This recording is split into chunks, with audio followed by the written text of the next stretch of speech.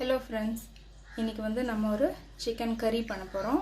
இதுக்கு வந்து நான் ஒரு 1 கிலோ நாட்டுக்கோழி எடுத்துர்க்கேன். ஆர்டினரி பிராய்லர் கோழிலயும் செய்யலாம். அடுத்து வந்து ஒரு 2 வெங்காயம் இந்த மாதிரி பொடியா நறுக்கி வெச்சுக்கோங்க. 2 தக்காளி இந்த மாதிரி பொடியா நறுக்கி வெச்சுக்கோங்க. அதோட நம்மளோட இஞ்சி பூண்டு வந்து ஒரு 2 டேபிள்ஸ்பூன் தேவைப்படும். அதை ரெடி பண்ணி வெச்சுக்கோங்க. ஒரு முடி தேங்காவை பொடியா நறுக்கி வெச்சுக்கோங்க. இத அரைக்க போறோம். இதோட ஒரு 10 முந்திரியும் போட்டு அரைக்க போறோம். தாளிக்கிறதுக்கு பட்டை லவங்கம் ஒரு பட்டை ஒரு 5-6 லவங்கம் எடுத்துக்கலாம். அதோட கருவேப்பிலை கொத்தமல்லி. இது வந்து ஒரு செமி கிரேவி டைப்ல பண்ண போறோம். இந்த கறி குருமாவும் இல்லாம ட்ரை ஃப்ரை ரோஸ்ட் மாதிரியும் இல்லாம ஒரு செமி கிரேவியா பண்ண போறோம். சோ நம்ம இப்போ வந்து ஸ்டார்ட் பண்ணலாம். இதுக்கு வந்து இப்போ ஒரு pan எடுத்துர்க்கேன் நான். pan ஹீட் பண்ணிட்டு ஒரு 2 கரண்டி எண்ணெயும் 2 கரண்டி பட்டரும் போட்டுக்கலாம். pan நல்லா காஞ்சிருச்சுங்க. 2 கரண்டி எண்ணெய் விட்டுக்கிறேன். இதுலயே 2 கரண்டி பட்டரையும் போட்டுக்கலாம்.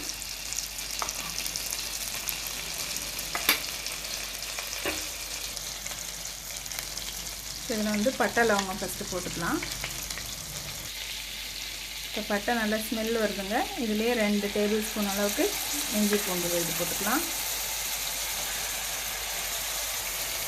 நல்லா வதக்கி விட்டுக்கோங்க. இஞ்சி பூண்டு கொஞ்சம் வதங்கினதும் வெங்காயத்தை ஆட் பண்ணிடலாம்.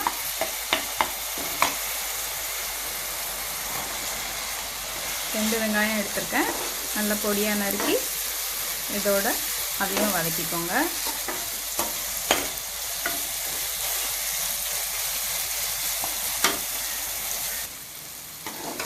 வெங்காயம் இஞ்சி பூண்டு நல்லா வதங்கிடுச்சு. இப்போ அடுத்தது தக்காளியை போட்டுக்கலாம்.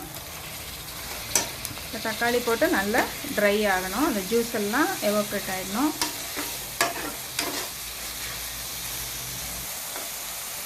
பாருங்க, தக்காளி கொஞ்சம் நல்லா நடுவில் வதக்கி விடுங்க. அடியில் ஒட்டிட்டு இருக்கிற இஞ்சி பூண்டு எல்லாம் ரிலீஸ் ஆகிற அளவுக்கு நல்லா கலரி விட்டுருங்க. இதுலேயே கொஞ்சம் கருவேப்பிலையும் போட்டுக்கலாம். நம்ம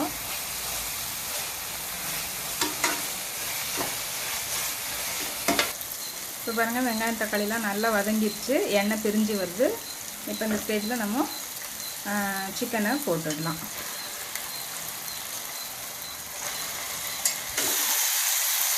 சிக்கன் போட்டு நல்லா கலரி விடுங்க. இப்போ நான் சிக்கன் கழுவும் போதே நல்லா மஞ்சளும் உப்பும் போட்டு கழுவினேன். அதோட 1 டீஸ்பூன் மஞ்சள் தூளும் 1 டேபிள் ஸ்பூன் உப்பும் போட்டு ஊற வச்சுருந்தேன்.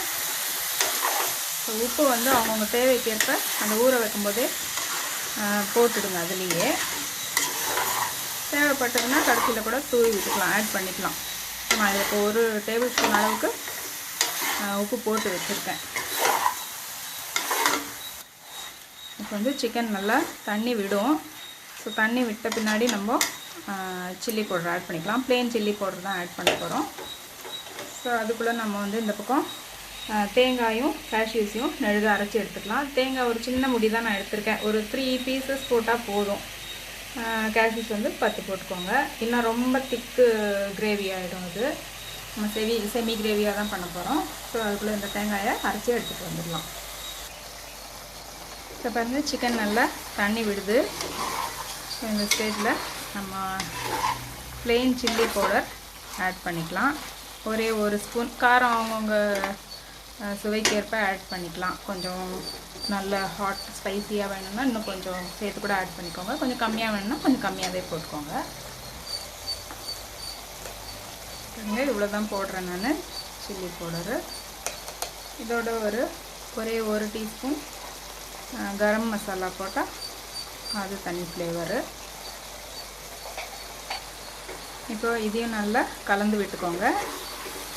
இப்போது நாட்டுக்கோழி ஆனதுனால நல்லா வேகணும். அதனால் நான் வந்து ப்ரெஷர் குக் பண்ணுறேன். இதை ப்ரெஷர் குக் பண்ணிவிட்டு இந்த தேங்காய் கேஷ்யூஸோட மிக்சரை இதில் போட்டு திருப்பி இன்னொரு வாட்டி கலந்து விடலாம்.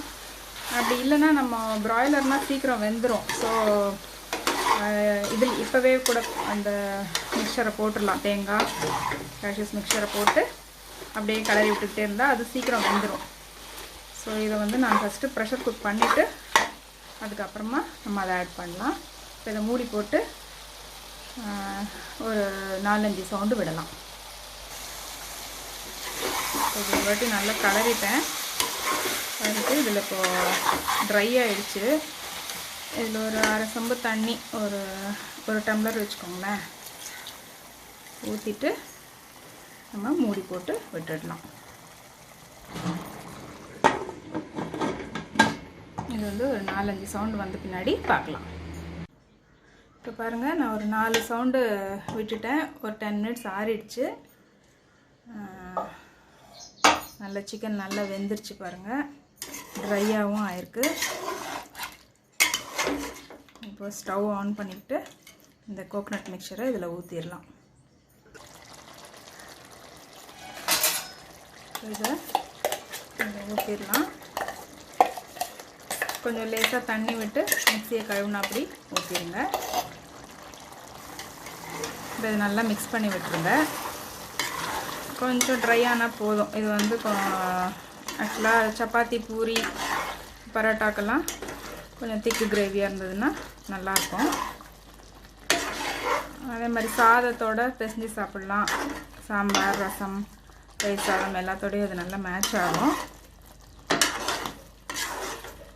இன்னும் கொஞ்சம் திக்காகட்டும். நடுவில் இன்னொரு வாட்டி கிளறி விடுங்க. ட்ரை ஆகிட்டே வருது.